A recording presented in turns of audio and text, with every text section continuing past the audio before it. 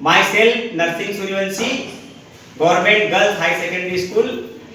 आज मैं कक्षा 10वीं में विज्ञान के अंदर मानव मस्तिष्क का नामांकित चित्र बनाया कर उसका वर्णन करना चाहता हूँ।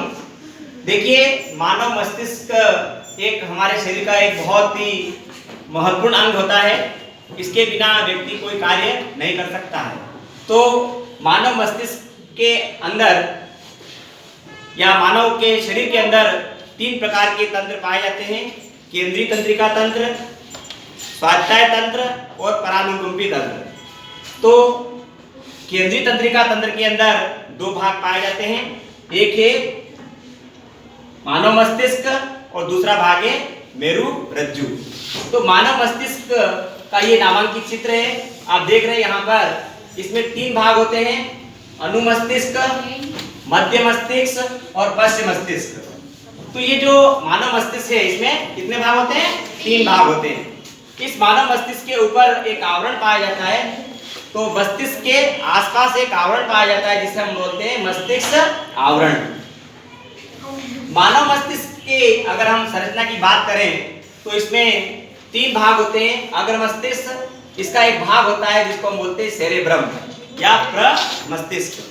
प्रमस्तिष्क वह केंद्र होता है जिसमें हम सोचते हैं, हमारी बुद्धि का विकास होता है, कोई लॉजिक लगाते हैं, हमें ज्ञान प्राप्त होता है।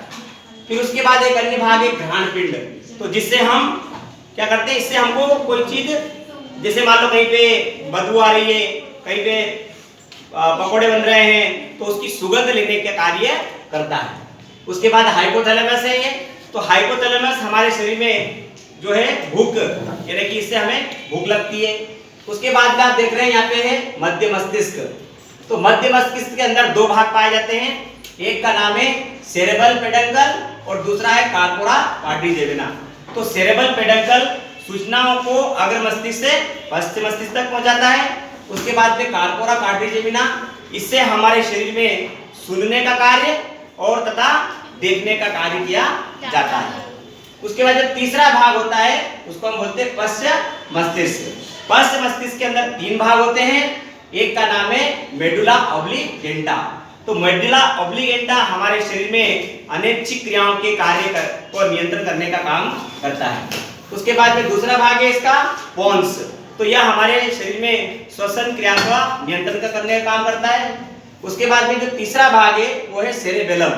तो सेरेबेल हमारे शरीर का सबसे जो बोल सकते हैं उसको छोटा दिमाग होता है, और यह हमारे शरीर में हमारे शरीर की जो मांसपेशियां हैं उनको नियंत्रण करने का कार्य करता है।